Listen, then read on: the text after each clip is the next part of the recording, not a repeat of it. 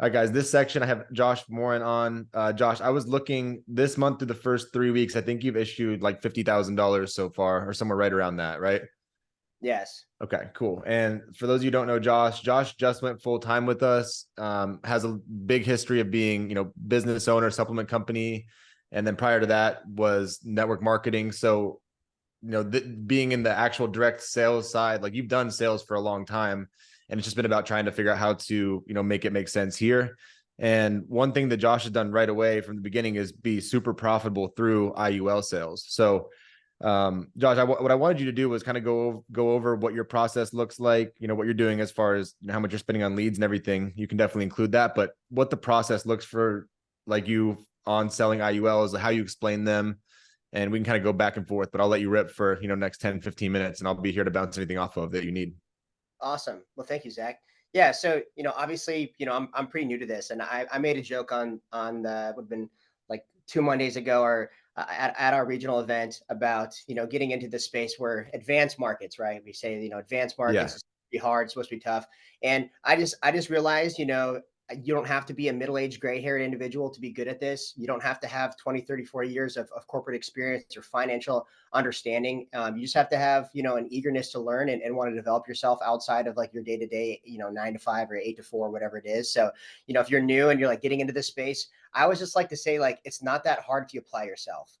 So if you apply yourself, then it's really not that hard. It's just new. It's not hard. It's just new. So, getting into this space, all I knew was IULs and annuities. So when I came over to FFL, I was introduced to this space at a different company only for a few months, realized that I did not want to be there at all costs, had a bad time there. I came over here and, Easton was like, hey, man, like nobody's really doing this over here on our team, but good luck. And I was like, dang, okay, well, this kind of sucks.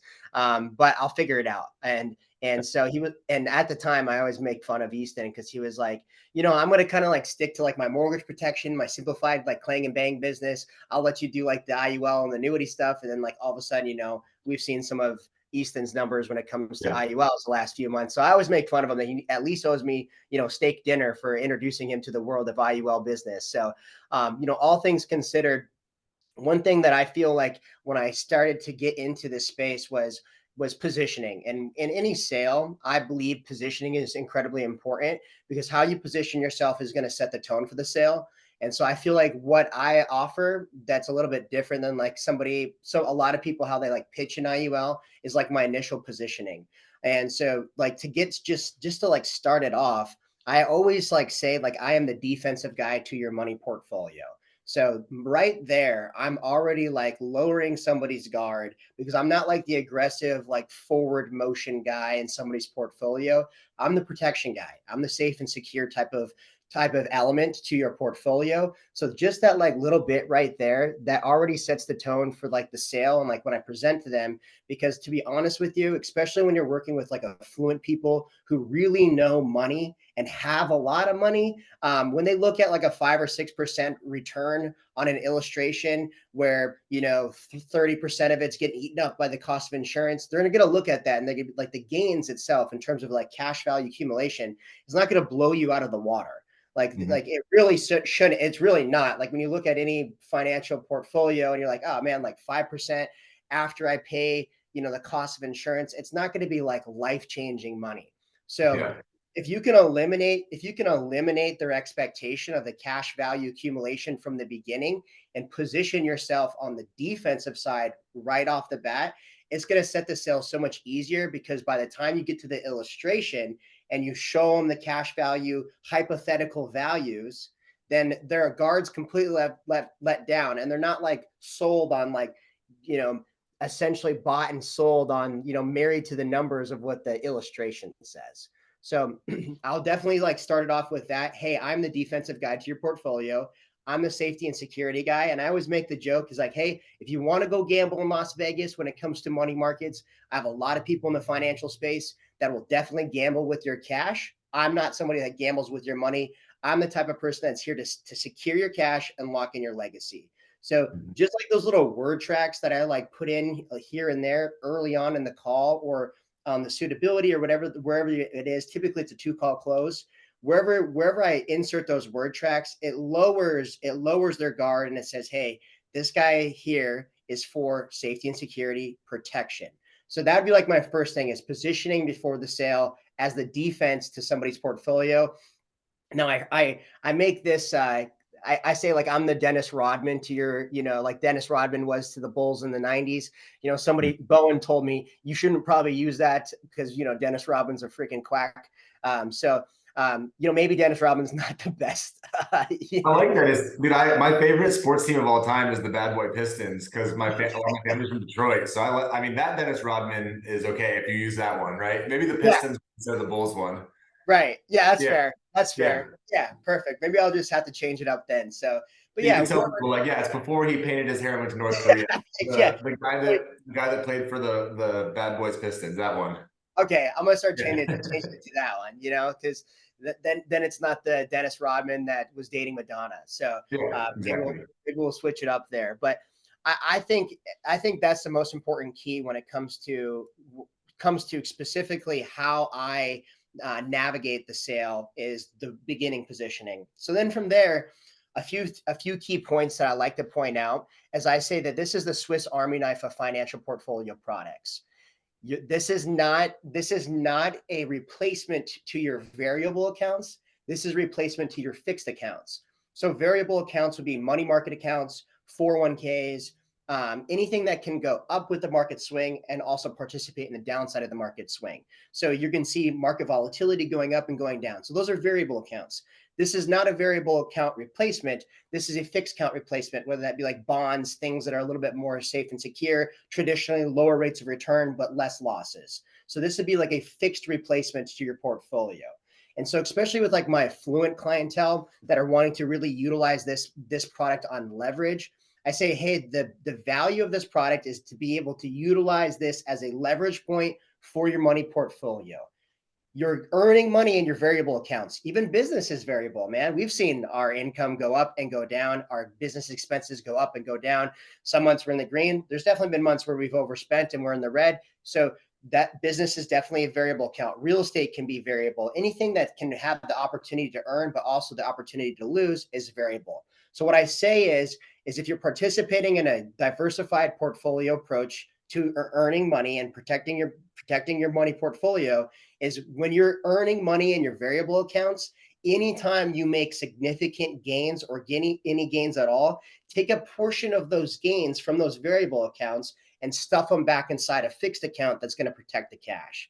Because inside of an IUL, as we all know, it's protected. Well, specifically the one that I like to use, like NLG, is probably my go-to. I've been starting to write a little bit of F&G lately. But NLG is protected by a 2% floor. So, at the least, rate of return, at least your money is going to be protected by a 2% floor, meaning that principal growth and that gain is always going to be locked in. So that's just another piece of positioning that I like to say, hey, leverage your real estate, leverage your business, leverage your money market accounts. I mean, unless you really have, hundreds of thousands of dollars to dump inside of this, millions of dollars to dump inside of this, a 5 to 6% return is probably not going to make you rich. So this isn't going to make you rich. What this is going to do is going to lock in your hard work, your hard efforts outside of what you're doing, whether that be your job, whether that be your business, whether that be money market accounts, real estate, gambling out here. Take those variable account earnings and stuff them inside in one of the most safe and secure financial products on the market. So that would be phase number 2 of the financial portfolio Swiss Army knife. And then really the phase number 3 is this. As we talk about living benefits. And I really feel like how I learned how to explain living benefits has, it's just like a home run now. Is you can explain those first 2 parts and then you hit them with this. Hey, also included, since I said that this is a life insurance product, if you do qualify for the living benefits side, can do 2 means of the daily living, or you have some form of chronic critical illness, terminal illness, or injury, then you'll be able to access up to 100% of the death benefit while you are alive. Why this is important is if you've ever experienced this in your life, most healthcare plans don't actually cover chronic illness or assisted living. So most people are SOL when it comes time to actually utilize or need that type of money. What's the sad reality of it? First place people go to their cash is their savings and checkings account. They come out of pocket. Second place is they liquidate their money market accounts. So they start to pull money from their 401s, their investment accounts. I've had experience this in my life. My grandparents have had to do the same thing. They start liquidating all their financial portfolio accounts. And the last but not least, and the most saddest of all, and I always say this is like just burns me to see this, is what do old people do? They downsize. They've lived in a home for 30 years or 40 years or however long it is. It's like their beloved home and it's like their prized possession. And they just like it's so sad because they have to sell the home in order to use the equity to pay for their expenses. So instead of having to go through all that trouble, why not have a protection product that offers living benefits that you don't have to liquidate your cash flow, that you don't have to liquidate your assets and your money market accounts, and you don't have to sell your home. You could just leverage a policy that you're paying into at a fraction of the price. Yeah, the other part with the cool part about living benefits too is, and I don't know if you know this or not, but every company besides one has already discontinued long-term care because it's not profitable for the insurance. Like they can't sell it because they lose money on it because no one cancels it and everyone uses it, right? And the one company that does offer it is discontinuing it 2024. So when I was selling these a couple months ago, I told them, like, look, you can't even buy long-term care anymore because all the companies, they expect a certain amount of people to cancel and not use it. And no one canceled and everyone used it. So this is a great alternative to long-term care. And the insurance companies, this is what they pivoted to instead of long-term care. So I think that's great. Do you talk about it all on there, the tax benefits, how that makes sense or how that might help them? Like, how do you describe that part to the client? Yeah, definitely. So, when I break it down in layman's terms, because somebody's like, yeah, I don't really know how this works. I say, okay, so it's just like a traditional whole life product. So if you pay the cost of premium and that is paid for, which is the cost of insurance, then the death benefit's going to get paid out to your beneficiaries tax-free. Now, how you maximize the usage inside of an IUL is to overfund the cost of premiums, and you have to stay within the IRS guidelines. If you stay within the IRS tax code, then they allow you to overfund the cost of premiums. Then we use an allocation strategy to grow your money on a year-to-year basis. And as that money grows and accumulates inside of the policy, that's going to grow tax-free. Now, here's what most people, here's how most people take advantage of that tax-free growth is on the basis of policy loans and not withdrawals. So if you take a withdrawal, then you got to pay income tax on it. But if you follow the footprint of wealthy people and the most financial savvy people, what do they use? They use OPM, other people's money. So instead of using other people's money, you're leveraging your own money on the basis of a policy loan that's paid out tax free because loans aren't included. They're not taxed as income. They're taxed as a loan. That's the cool thing about this. Whether you want to utilize that loan, leveraging that loan from the cash value, whether to buy real estate, take tax-free income in retirement, whether that be, full-on retirement, supplemental retirement. Maybe you wanted to do a down payment for a home or children's vacation, whatever you wanted to utilize that money for, you can leverage that money outside of the account, even if it's for variable accounts, businesses, etc. You can use that to grow things outside of the account. The cool thing is since it's a loan and not a withdrawal, that total amount that you're leveraging against is still compounding accumulated interest. Yeah, no, that's huge. And I've used a liquidity access line before personally, and it's like the same exact thing, right? Or it's like taking a HELOC against your house. So getting a way to explain that to clients is huge, where it's like, no, if you have 100,000 in cash value and you take 50 out to use it somewhere else, there's still the interest still based on 100,000, right? So, and there's not a lot of financial tools like that. So it's pretty cool to be able to offer that. So yeah, dude, very go ahead.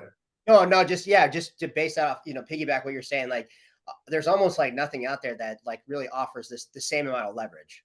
Yeah, no doubt. Well, dude, hey, I really appreciate your time. You're crushing over there, starting to build a massive business. So thanks for getting on with us, dude. And thanks for being new for the group. Thank you, Zach.